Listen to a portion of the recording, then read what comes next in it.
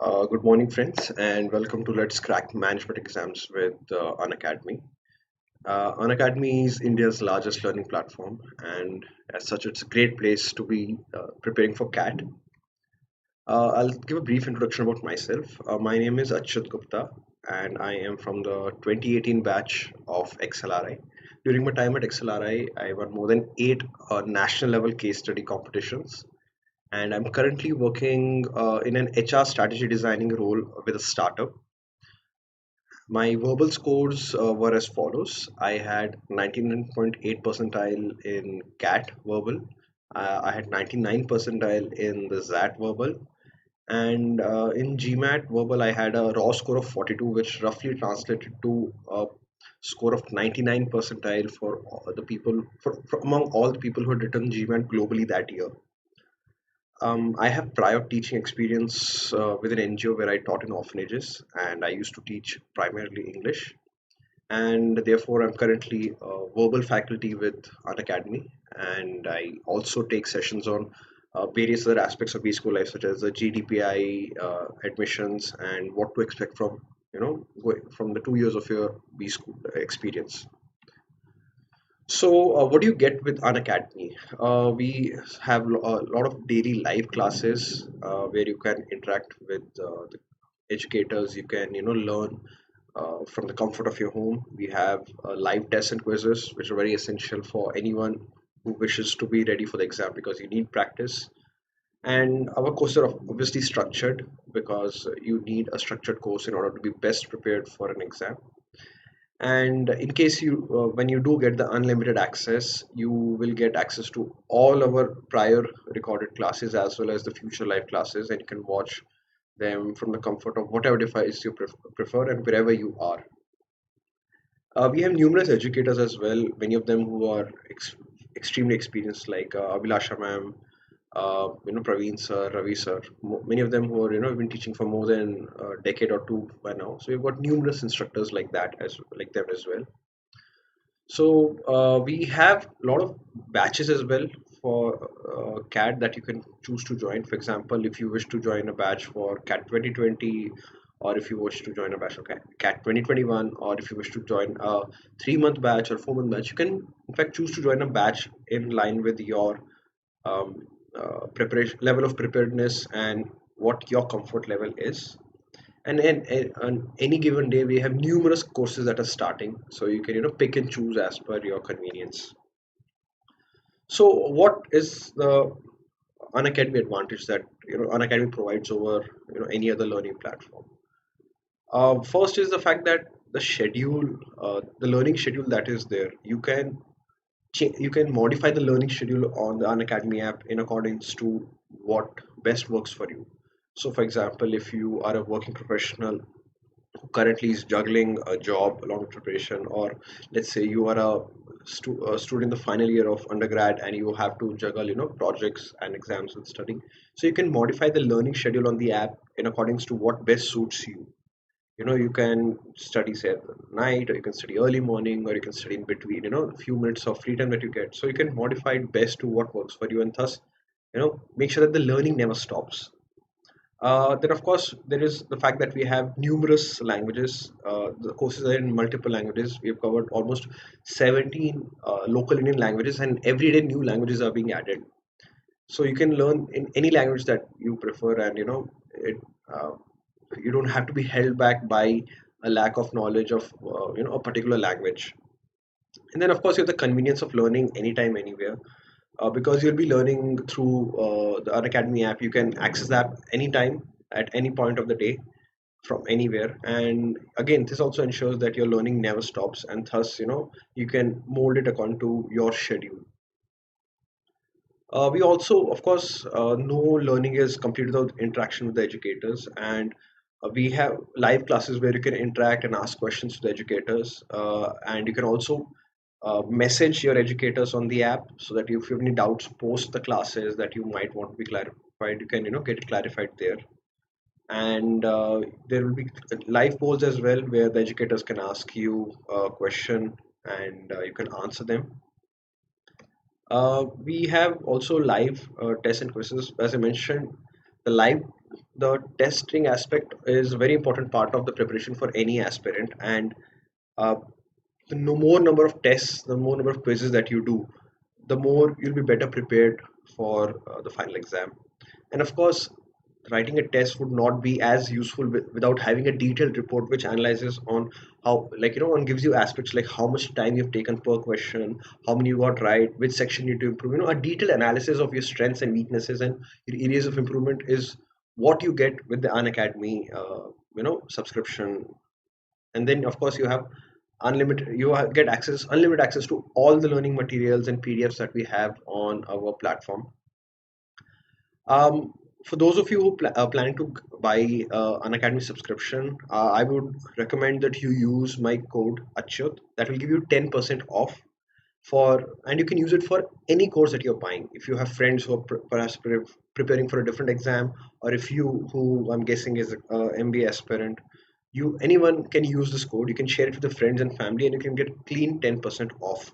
So for example, if you take that 12 months course, which would usually cost you 17,500, it's going to cost you just 15,750 post using my code. And the 24 months course, which would have usually cost you 21,000, will cost you just 18,900. So post the discount, the per month cost for these two courses would be just 1,313 and 788. As you can see, that's very cheap, and that's less than the money that most of us spend on a monthly basis on ordering food from outside. So make sure to use my code Achyut or spread it among your friends and family members of those who might be planning to join an Academy subscription.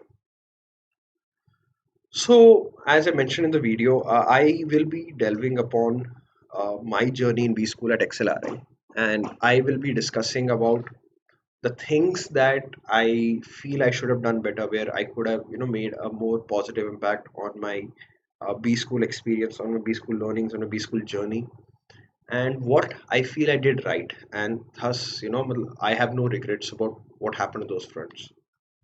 So the first thing that I would like to focus on is the CGPA.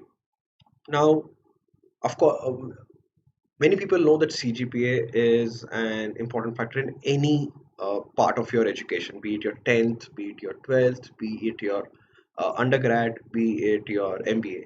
Now, the thing is, why is it important here?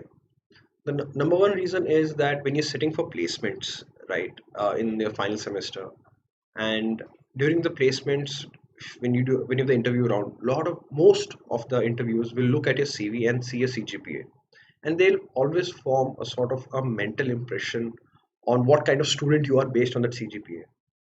And in fact, there are some companies, very few of course, but there are some companies who even set a minimum CGPA filter for people to be eligible to apply to them.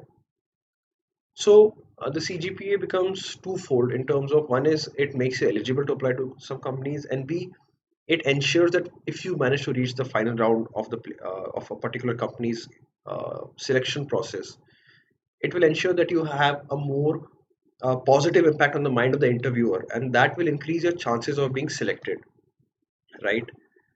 And another reason why CGPA is important is that, let's say post your graduation you've joined a job and you wish to switch within the first 1 year or 1.5 years or even 2 years. So a lot of companies, what they ask that time is they ask you to show your CGPA, because within the first 1.5 years your level of work experience would not be significant enough that you would not have done enough projects, enough things to show a significant, to have significant discussion points in your interviews, or on your CV. So if you're trying to, if you try to switch jobs in the first 1 to 2 years, CGPA will again become important. Of course, that being said, once you have started working and you have worked for about 3.5, 4 years, at that point of time your CGPA is not that important. Your work experience is considered more important at that point of time. But nonetheless, sometimes if you have a good CGPA, and even if you work for 3 years, so if you put your CGPA on your CV along with that 3 years of work experience, it can only add to your profile. Of course, if you don't put a CGPA after 3 years of work experience, nobody will mind. But when you're trying to stand out, like if you have two people with similar work experience and one shows that they were in the top 10% of their college's batch, so definitely you'll take, the employer would definitely want to select the second person. It's basic human psychology, right? So a good CGPA will be useful not just in immediate placements.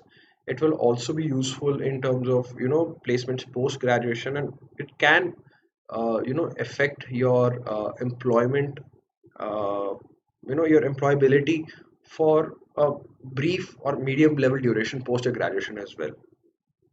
So I would strongly urge that everyone, the first thing that you need to do is maintain a bare minimum CGPA below which you'll not go.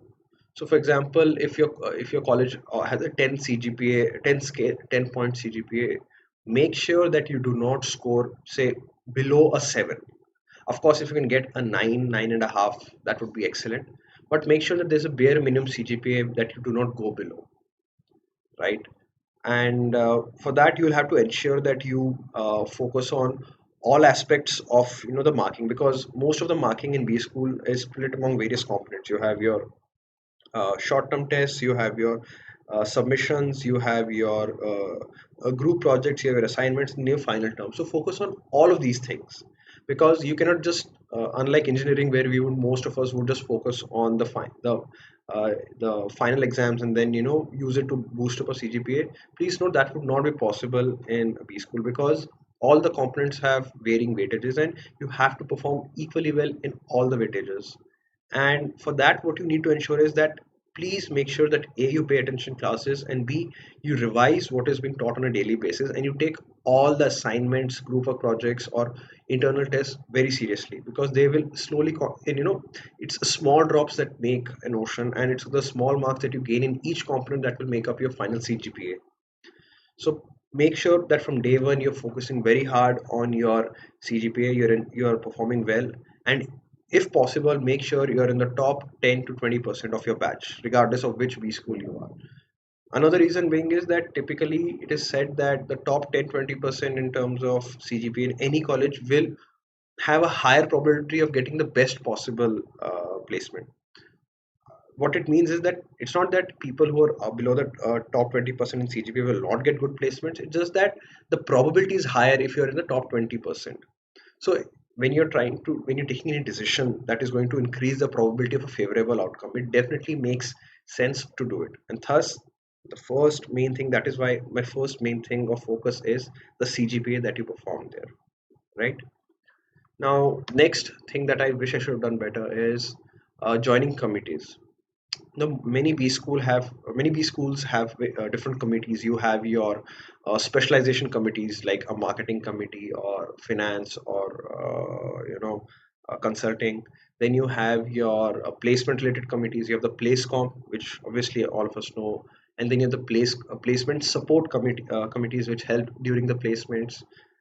Then you have your extracurricular committees. For example, you have your drama, you have your dance, you have your sports, and then you have your infrastructure committees, which some colleges have for taking care of the infrastructure, or your IT committee.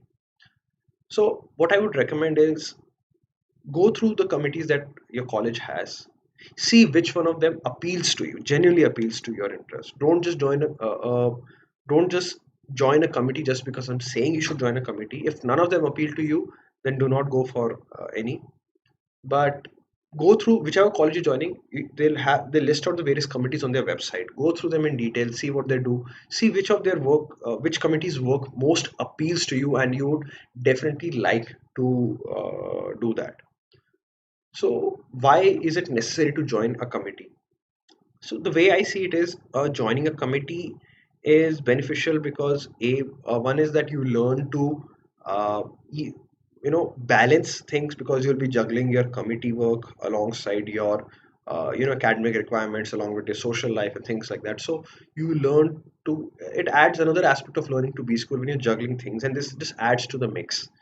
So you have to balance your committee work, and obviously as a committee member you'll have to be sincere about the work there. You'll be working on different projects or different initiatives that the committee is taking. And also you'll be attending various meetings. You'll have compulsory meetings on a weekly, daily, or a monthly basis, depending upon the committee you are in. And most importantly, you'll be interacting with other people, because you'll be interacting with your fellow committee members on a regular basis. So even if you are a very introverted person, you will definitely have at least one group of people who you will be interacting with on a regular basis. Sorry, I'm so sorry.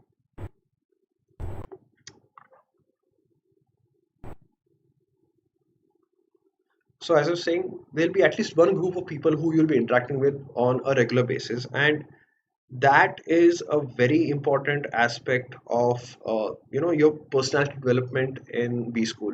Regular interaction with your peers, working with your peers, right? So managing your relationships with with your fellow committee members, doing work with the working on projects or events alongside them is definitely a form of learning that will help you grow on the personality front. And growing on the personality front is a very important aspect of becoming a better manager, because you will have to interact with people. Once you start working, you have to interact with dozens of people, you have to manage teams, you'll have to balance multiple stakeholders like your bosses, the board, as well as the people reporting into you. So being in a committee, managing needs of the committee, performing the outcomes of the committee is a small scale experience of what you'd be expected to do as a member of a larger organization in the corporate world. So, and what difference does it make? As I mentioned, definitely it's a social growth. Of course, there will be a CV point as well that will be gained here, because you can write that you're a member of a committee and work that you did.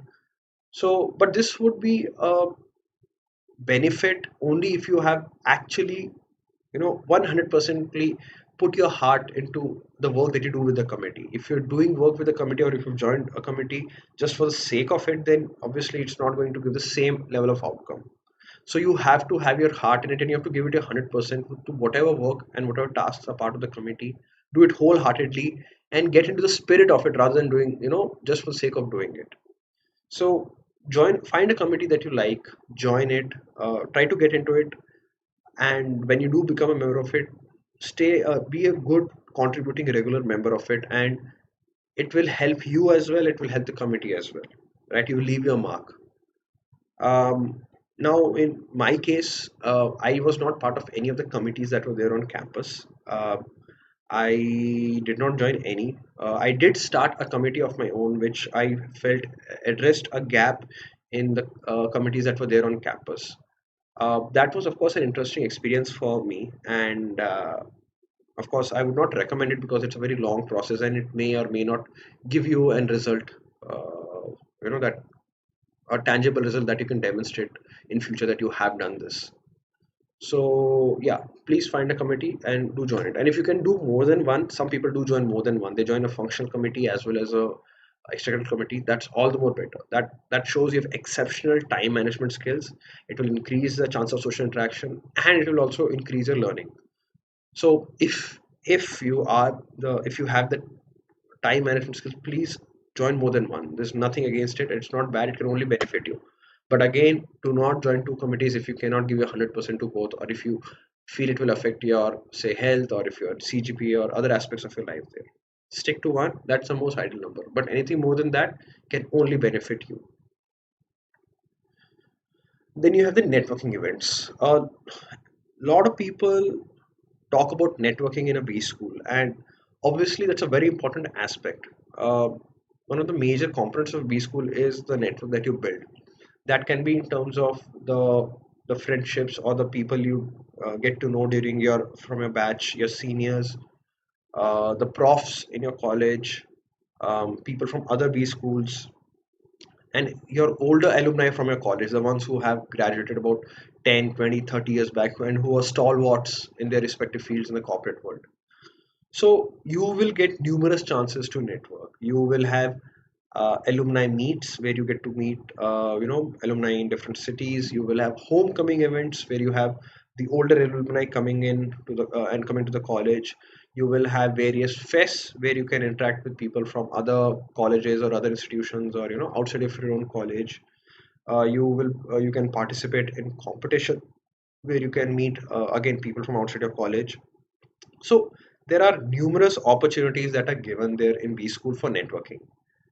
Uh, the question is, how well do you grab onto these opportunities and use them? And if we talk about why they're needed, I think it's I think everyone knows the importance of having a wide network, especially in the corporate world. Having contacts, having people in different companies, it always helps you, be in terms of when you're, switching jobs and need references, when you need information about a particular company or, about a particular aspect of the business or a product, or you want to understand something. Let's say if you're working in the automobile sector and you want to understand how the distribution network of FMCG works. So if you have a contact, a friend in FMCG, they can give you the inside knowledge of how it works much better than any textbook or any external source could. So it's things like that. A network is always necessary. Now, while I did network there, I will not say that I don't network. I made quite a few friends. I attended few alumni sessions. I believe that I could have done more. I could have been more actively a part of the organizing teams of the alumni events, the alumni homecomings. That would have given me a much more uh, wider exposure to the older alumni base. Additionally, I feel I could have participated a bit more in the external fest or in the internal fest, where I could have had interacted more with people from other colleges and from outside of XLRI. That would have, while I did do that, I think there was more scope for doing that. And again, having a wide network outside of your own college base is something that you should all aim for. Do not restrict your network to within your own college, because make sure you know people from as many different places, as many different aspects. Let's say even if you're a marketing professional, don't restrict yourself to only knowing marketing professionals. Or if you're from, say, college X, don't restrict yourself to knowing people from college X. Expand your network, let it be as wide and varied as possible, and make sure it's a strong network. Don't just add people on LinkedIn or just send them friend requests on Facebook and just assume that they're your network. A proper network is people who you interact with, you are in touch with at least on once in a while basis. You have some modicum of communication contact with them, right? That's proper networking. So I think the basic networking does start, as I mentioned it already. It starts from just joining a committee. It starts from being a part of project, the group projects that will be given as part of the academic. So it starts from there, and you work your way up to the bigger stuff such as the events and the fest. But this is a very important aspect, and I'm sure all of you know about it. um, One additional thing that you can also, I'm sure many of you do this already, is make sure that your social, especially professional social network profiles such as LinkedIn, are up to date. As well as if say if you use Facebook, make sure they're up to date, and make sure it demonstrates your professionalness as well as your professional achievements, so that people who come across a profile know what you have done, what you're capable of, and see the value benefit of getting to know you as well. That's just one tip that I would like to put out there. Then I would like to focus on what I feel I did right. So as many of you know, b school uh, b schools have many case study competitions that go on there. And case study competitions, you'll have numerous case study competitions throughout the year. And of course, if you win a case study competition, you can you can, you will win obviously CV points. You will win, you will get a C, you will get a prize. You will get recognition among your peers. You will win prize money. Sometimes they offer that, or they might offer goodies. And in some cases they offer a, some companies, some of the larger companies offer a PPO slash PPI.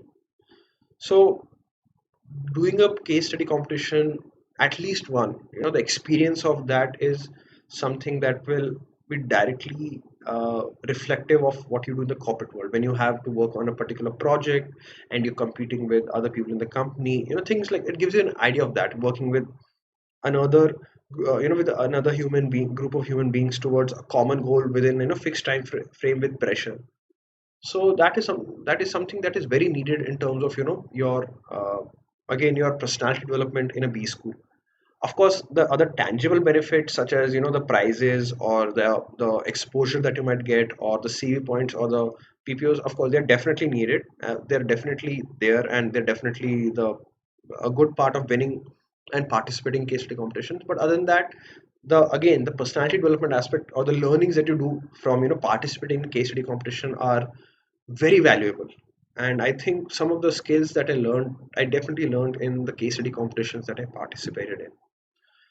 So what are the things that I did right here? One is that I participated very how do I put it, very cleverly in competitions. I used to participate in case study competitions. Some of the case study competitions were released around the time of our exams. So that meant very few people were competing in these competitions at that point of time. So that is why I ended up winning some of the competitions, because the very few people were actually participating in them at that point of time. So I one thing I did right was that I selected my competitions perfectly in terms of their timing, and the second thing that I did was I uh, participated in so many competitions that my chances of success, increased. Of course, that doesn't mean you apply to all the competitions. You'll not be able to do that. But let's say there are 20 competitions offered in the first term in your college. So pick, say, 10 out of them that you can that you find interesting, that you feel you can do, and try to do those 10 right. So if you try to do 10, there's a good chance that you might end up winning one or two, right? And that was this is what you might call a spitfire strategy. This is something similar to what the German Air Force did in the World War II. They used to just drop thousands of bombs over UK, because UK had cut shut off lights across the country, so that the German bombers could not spot the city. So what they did was the German bombers used to just drop thousands of bombs across UK without knowing where the city was, and just hope that at least two, three of the bombs would fall and cause damage. So it's called Spitfire or a carpet bombing strategy. So attempt as many as you humanly can, and you just and do good work, and you just might end up, winning one or two. And even if they're not big ones, it doesn't necessarily you have to win the big ones with the PPI or the thousands or lakhs of rupees of the prize money. But even if you win one or two, that definitely adds weightage to your CV, because it shows that you have performed well in an actual business scenario, right? So that is something that will definitely help you. uh, Also, what I did right was that I found a group of friends, a group of people who I could consistently do case study competitions with, because I trusted them, because I knew that they would do the work that was assigned to them, because I knew that they would bring something very unique to the table, be it in terms of the thinking process or be it someone's PPT making skills.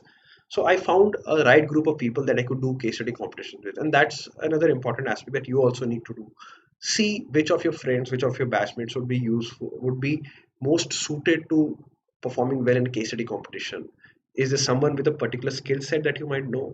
Then they can then get them on board with you, and you can definitely leverage the skill sets as a means of winning the competition. Another thing that I did right was that uh, I would always try to uh, provide a unique solution. Now, what might seem to be the logically right solution versus what is a slightly, unconventional, maybe slightly shocking solution, but in terms of output, it was right. So giving solutions like that can just not provide a shock value and make your results stand out in the judge's mind. So that is something that worked for me as well.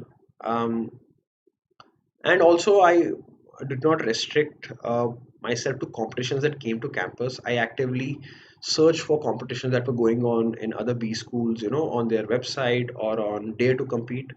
And I sought out competitions which I knew would play to my strengths, and I deliberately participated in those, and that would increase my chances of winning them.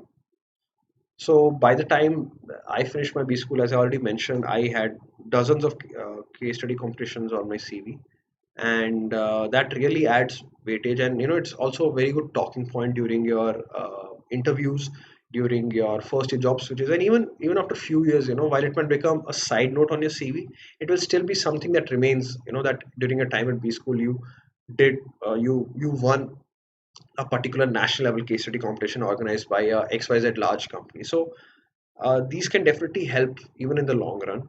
And I think this is something that I got right. So yeah. And then another place where I did well was, I think, in terms of making friends and contacts. I would say that I reached out to. I knew some people from the senior batch. I knew some people from the junior batch. I knew people from my own batch. So Obviously, having friends in context is a necessary aspect. As I mentioned, from a networking point of view, it's necessary. But more than that, having friends and contacts within the campus during the 2 years, it really helps in terms of, when you have, in terms of getting inputs for academics, in terms of studying, in terms of preparing projects, in terms of getting old notes, in terms of getting an understanding of insights of the various profs whose courses I was taking in the next term. This the seniors used to tell, in terms of getting inputs for case study competitions. So this, it really, and it, of course, most importantly, having friends helped me to deal with the stress of the B school, because the first year of B school is very stressful, especially the first term. And of course, it's a new environment where you've got a lot of things thrown at you all at once. So having friends really helped me survive the 2 years of the B school quite well. So the friends that I made, the contacts that I made, I'm very grateful for them, because they really helped me get through the 2 years of college. And even after college, I'm still in touch, and they still help me out in terms of, referring me for jobs, in terms of giving me inputs of what I could do better at my job, or when I have doubts about certain thing, I can reach out to them. So I'm very glad that I did this thing right. And I think this is something that everyone should do. Make friends with good people, with good folks that you will find there, and hold on to them. And as well as make contacts, reach out to folks in your senior batch, in your immediate incoming batch. Uh, Reach, and not just that, even in faculty, be on good terms with your faculty members, so that even when you leave college, you are in touch with them. You can uh, reach out to them when the need arises in the future. So I think that's something I did right, and that's something that you can do as well.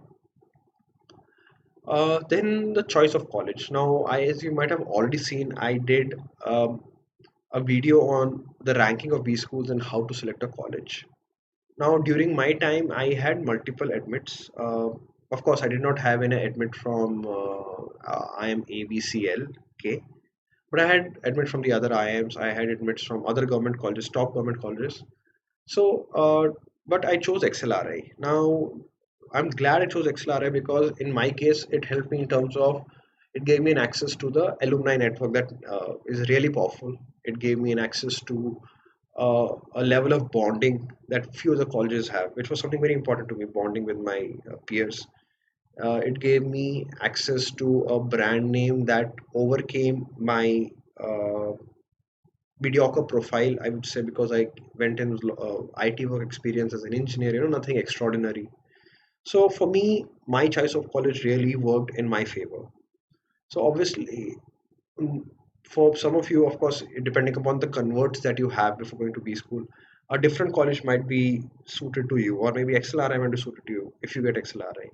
So knowing the strengths and weaknesses of your profile, knowing the strengths and weaknesses of your college, and what value add this a particular college can do or for you, or what it can guarantee you, that is a very important aspect of selecting a B school, and that is something that I think I did right, because I chose XLRI for the sheer brand name and the sheer alumni base strength.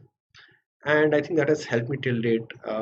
Since somebody who's working in HR strategy, whenever I've applied to jobs, I every the talent acquisition people or the consultants on the other side have always remarked that, oh, you are from XLRI, because they know the college is well known, the college is quite revered. So that definitely works in favor of me. And again, despite my 4 years of IT work experience, it definitely overcomes that for me. So that is something that I feel that I did right.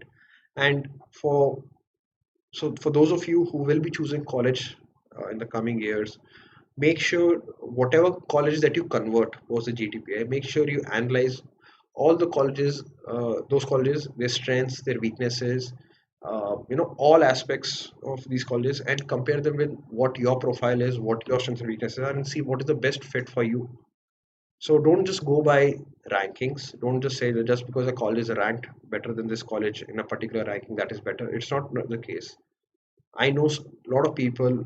I have friends who came from, say, an ops background, and they, had to choose between, say, I'm Lucknow, I'm Kohigod, and say Niti. And Niti was the best choice for them, because Niti definitely suited them with their type of ops experience, and they wanted to get into an ops field, which something that Kohikode and Lucknow could never have done for them.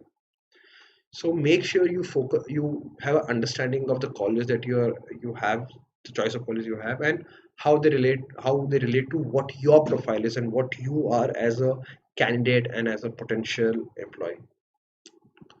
So the takeaways now, so these were the things that I wish that I had done better, and the things that I feel that I did well. So what are the takeaways from this?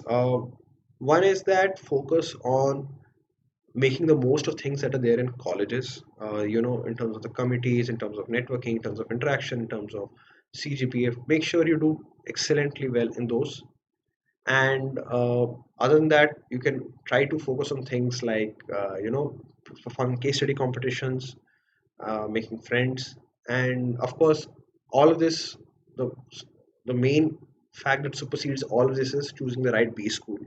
Make sure you get into the right B school so that you can put in you I know many of you will put in your 100% efforts, but make sure that you go to a B school that where your 100% efforts in those fields will give you the best possible returns, best possible fruitful outcomes for you, right? So I think that's for today's session, folks. If you like my videos, please do check out my profile on the Unacademy app. I take special classes there on verbal and on other aspects of B-school admission. And you can follow me on an Academy app. You can search for my profile. My profile is Achyut 2020, or just search for Achyut Gupta. And you can also join our Telegram channel. If you like today's video, please like, share, and subscribe to our channel. And again, for those of you who are planning to join an Academy subscription for any course, please use my code Achyut. It's there in the bottom of the screen. It will give you 10% off. You can share it with your friends and family members of those who are willing to join. And I will please do join my live classes on the Unacademy app. You can interact with me. You can ask me questions, in a live forum, and I'll try to answer them to the best of my capabilities. And I will see you next time. And hope you have a great week ahead.